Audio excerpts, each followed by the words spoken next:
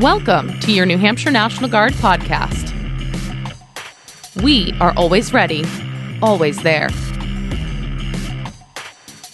This podcast series is a production of the State Public Affairs Office. Hello, I'm Tech Sergeant Charles Johnston with Public Affairs. I'm joined today by Captain Mario Ray, State Partnership Program Director, and Captain Geoff Schultz, Bilateral Affairs Officer to Cabo Verde. Gentlemen, thanks for coming on the show. Thanks for having us. Good morning. Yeah, thanks. Good morning. Hey, before we get started, could you just tell our listeners a little bit about yourselves, Captain Ray? Yeah, so I'm Captain Mario Ray. I've been in the New Hampshire Army National Guard for about 8 years now. Prior to this assignment, I was with 3rd Battalion 197 as the AS3 full-time training officer. And then this past October, I took over this position as State Partnership Program Director.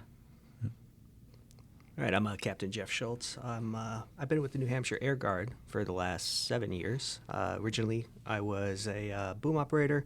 I Palace Chase, joined the Air Guard, and then now I'm a pilot by trade. I've been doing that for the last 7 years now, and I recently joined as a bilateral affairs officer for Cabo Verde. And Captain, in your email, I noticed next to your name it says tractor, as in tractor trailer. Is that your call sign? And if so, what's the backstory there? Oh, that's classified. Classified. I had to try. We're here to talk about the State Partnership Program. We have two partners, Cabo Verde and El Salvador. Captain Ray, you're the director of the whole program. Can you tell us a little bit about it? Yeah, and thanks for having us again. This is a really exciting time for the New Hampshire National Guard and our partners. We just recently partnered with Cabo Verde, and we've had an enduring relationship with El Salvador, and I'm sure we'll get into those details in a bit. But just to glaze over what SPP is, SPP has three components to it. It's a DoD security cooperation program that's managed by, so one component is it's managed by NGB. The other component is it's executed by the combatant commands and then sourced by the National Guards, and that's really where we come in. But in more general terms, NGB links states' National Guards with partner nation militaries in a mutually beneficial relationship that supports combatant commands, U.S. Embassy, partner nation, and our own state priorities and objectives. I guess additionally, these relationships build defense capability and capacity and foster enduring personal and institutional relationships that are pretty prevalent nowadays with everything going on with Ukraine. And for those that don't know, Ukraine's partner is California. And yeah. So these partnerships exist all across the country. State Guards have partners with nations all across the world. We've had a state partner with El Salvador since about 2000. And that's been a rewarding relationship that we've maintained with them. What's exciting is that we recently were given an additional state partnership with Cabo Verde. Captain Schultz, can you tell us a little bit about that and how that's come to manifest itself? Yeah, absolutely. So Cabo Verde, we signed the partnership back with them in February of this year, 2022.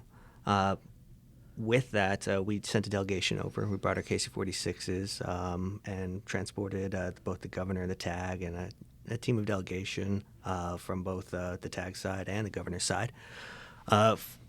When we did that, we met with the dignitaries of the DVs of the country.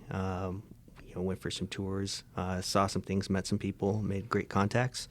But it ended with a ceremony that we both signed our partnership to work together. From that, we recently, just last week, middle of June, had a conference where we brought them down and started talking about our 5-year plan, what we're going to do over the next 5 years with them, and how they want it to look, because it's not just our decision. It's what do they want, and what does the COCOM want, what does the embassy want, the whole different bunch of stakeholders and that what we do with them.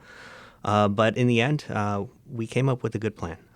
We're going to be interacting with them on about 3 different fronts, but not wholly staked to those fronts as well. And it's going to evolve as well. While we have 5 years to see how things change, and we're willing to do so as long as it just makes a good impact for both America and Cabo Verde. And we had for this recent visit to New Hampshire, we had the Cabo Verde Minister of Defense and the Chief of Staff to the Prime Minister attend that event. They toured various government, military, state facilities in the region, and as you just touched upon, you identified a few lanes of effort, such as? Yeah, such as aviation's one big primary effort that we want to focus on with them. One, they're looking to purchase C-12 aircraft, or at least a similar variant, for their own Air Force that they're standing up again. Not exactly Air Force, but we'll see how they actually codify it. But they are looking to get one. And as you know, in New Hampshire Army Guard, we fly C-12s here in New Hampshire. So there's obvious synergies that just exist right out of pocket from that. So we explored different opportunities to work with them. We have the KC-46s over at the Air Guard side. Lots of just aviation expertise that can help towards, establishing something with them. Another line of effort we have is civic engagements. So whether that comes from us sending some fire department expertise down in order to exchange ideas with them. Another line of effort would be cyber security, something that especially the Army Guard side specializes in is cyber defense. It's a lane that they need assistance with. They identified that to us, and they said it's one of their top priorities. They have underground cables going through, transatlantic cables that go through their country, and they're looking to just establish a little bit more security with themselves. Since we have that expertise, we'll find ways to partner and lend it to them. Yeah, I'd like to go back to the civil engagement piece of that, because I think that's important and what a lot of listeners might not understand, and a lot of people that engage with SPP might not work through enough. And I think our state has taken a good role in fostering the civil engagement, that whole of society approach to supporting the partnership. So when we went over in February for the signing ceremony, Governor Sununu and some of his staff came over with us to represent that piece of the partnership, that although this is a military-to-military relationship, it can also engage, the whole of state, whole of government approach to strengthening our relationship and our priorities. So Governor Sununu came over and sort of set the precedence for that with this relationship right from the get-go with the Republic of Cabo Verde. And I think having them here in New Hampshire, we saw them reciprocate with the Chief of Staff from the Prime Minister's office, who had just a wealth of information and great dialogue and discussion in this partnership support plan, 5-year plan conversation that we had with them. So that was exciting to see, and I think there's a ton of opportunity there. Like I said earlier, we've had an enduring partnership with El Salvador since 2000. What are some of the types of engagements that we've enjoyed with that country over the years? Yeah, so the partnership with El Salvador began in 2000 and is strong to this day. U.S. and El Salvador exchange in many different areas of government, and among those different areas, the military relationship really remains one of the strongest bonds we have with them. So we continue to interface and exchange with them on mill-to-mill initiatives, and that's exciting and offers opportunity for mill to civ to civ engagements as well. So this year, we're on pace for about 12 in-person engagements. We also do telecalls and conferences and stuff, but to actually sit in front of our partners and work through exchanges and issues and problem sets, we're looking at 12 events that range in anything from actually they were here in New Hampshire for the Best Warrior competition, and then we've had senior leader engagements, the TAG was down for a visit with the Minister of Defense and the Chief of Defense. Logistics exchanges, riot control, subject matter expert exchanges, preventative vehicle maintenance, and search and rescue. We're also looking at getting our cadets in the SMP program involved with their cadet program in El Salvador to start growing the bonds, at an early age in someone's career. It's exciting. You've mentioned whole of society approach to these partnerships. That was on display recently in Cabo Verde, for example, Captain Schultz, when Governor Sununu visited Pedro Gomes High School in Cabo Verde, and there was an actual conference call that went on between Bow High School here in New Hampshire and that school, and there was a gift exchange, and they sang songs. It was a really interesting thing to see, and moving forward, it seems as though those two schools are going to be partnered as kind of unofficial sister schools, if you will. Yeah, it's correct. The team at Bow High School has just been simply amazing. Derek DeAngelis and all the staff that we've been working with down there, it's just been phenomenal. Like, they've taken the initial approach to this and just carried the baton as far forward as they could. Right now, we're establishing, a partnership with the Pedro Gomes High School in order to, just back to Bow High School for a second, they've accumulated so much through their Interact program, donations and different needs that the Pedro Gomes High School has, that we have to get down there to Cabo Verde. We have probably about a cubicle full of a 10 by 10 cubicle just stacked full of different equipment, electronics, paperwork, school supplies, all kinds of things. So it's been amazing. But they want to take that even further down at Bow High School. They want to make it so that they have an interactive classroom where they combine both of their classes via virtual teleconference, and then they teach, an English subject in order to further their English education down there. They really are the shining example of what we're trying to foster and grow and develop. And they've worked with us in El Salvador in the past. So for them to, find the bandwidth to grow their own internal program and resources to support this outreach and support us in our partnership is phenomenal. And like Geoff said, for them to take the initiative to grow the relationship organically themselves is impressive, and that's really what this is about. That way, that tie between Pedro Gomes or whatever school it ends up being with Bo continues to grow beyond, me personally and Geoff and the next BAO. They just have an enduring civil relationship where they can bounce ideas off of each other, engage in initiatives, get the kids involved, the teachers involved, and just each benefit from that relationship among themselves. And that being said, I'll plug this with, we're looking to continue this initiative with different islands in Cabo Verde and look for other schools to partner up with different islands.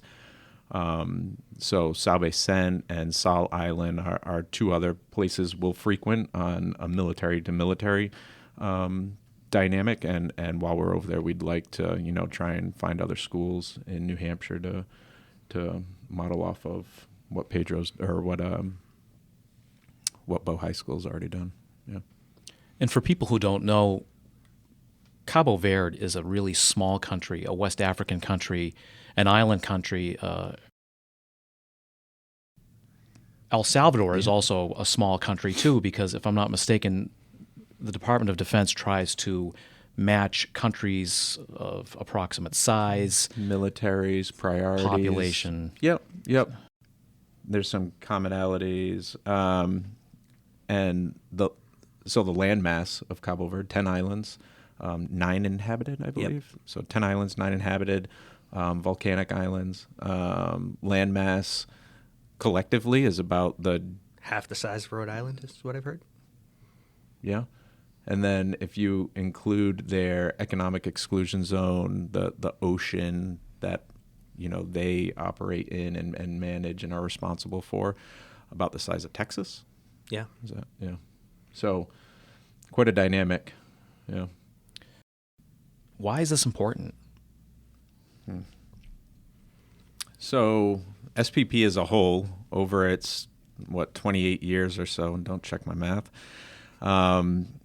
has really evolved from developing more modern and professional militaries. And maybe I should back up and go with SPP began in 93 as an effort to help former Soviet and Warsaw Pact militaries reform their organizational structures and doctrine. And this initiative was quite successful and began to expand globally. Now in 22, every state and territory's National Guard has at least one SPP program, or a partner for that matter. And some have several partners, accounting for 85 partnerships, I think we're up to. So quite an impact. And yeah, so it developed from that modernization and professionalization of the militaries to more broader U.S. national security and foreign policy goals. And these relationships are important to maintaining international and regional security and stability. But like we've touched on a little bit in the past, this relationship's really mutual. And our partners have proven ready and willing to share the burden. El Salvador, for example, has dedicated a platoon plus maybe to UN peacekeeping operations in Lebanon and Mali. So that's a shining example of this relationship, coming to fruition and really doing good. And when partners and regional actors are able to export their security cooperation initiatives, and we can be a part of that, that's a success story right there. Yeah, especially in West Africa. For Cabo Verde, stability is one of the biggest issues that they have in West Africa. And Cabo Verde's kind of isolated from that because of being an archipelago, like you said.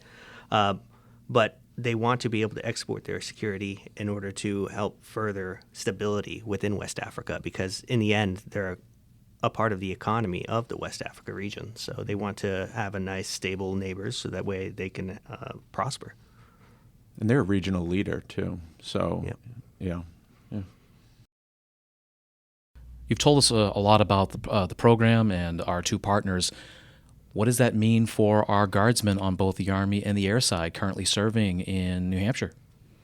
Yeah, sure. So you take a group of traditional guardsmen that already have 2 weeks of AT to train with a year. But instead of doing that training at home, you take them to a foreign and austere, as you want to make it, environment, really, to conduct a combined exercise with a foreign nation. From the guardsman side, not only did they accomplish their training, but they got to do an exciting trip to a foreign country, train to excite. And they met some of the partners and made new contacts and exchanged ideas with people of like specialties. From the partner nation side, they gained experience and became comfortable in working with U.S. forces, bringing them closer to us and being more willing to work with all U.S. forces in the future. And that's kind of the goal of the program. So opportunities to engage are numerous. Not only, like I talked about, we have our priorities that we deal with each country, but there's always an emergent thing or a different exercise that could include anybody from any type of specialty career field. So the number of ways that they can get involved are huge, and especially, key plug for any Portuguese speakers out there for Cabo Verde, get in contact with myself or Mario and let us know that you have those capabilities and are willing to go out there, because we need translators.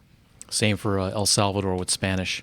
Yeah, definitely. We're going to, we'll keep a running tally of all those bilingual Spanish and Portuguese speakers out there. But please surface yourself to your readiness NCO, training NCO, articulate your interest in engaging in these opportunities and let us know so we know who you are and we can get you involved. And there's other opportunities beyond annual training initiatives. NGB funds this program for orders and engagements. So a typical subject matter expert exchange is a week long, about 4 to 5 personnel. And we fund that right from our program. So you readiness and training NCOs out there, don't feel that, you need to support the bill for all of this. We got a budget for that. Captain Schultz, Captain Ray, thank you for coming on the show to talk about our state partnership program. Great. Thanks for having us. Thanks for having us. Let us talk about this. Thanks for listening to your New Hampshire National Guard.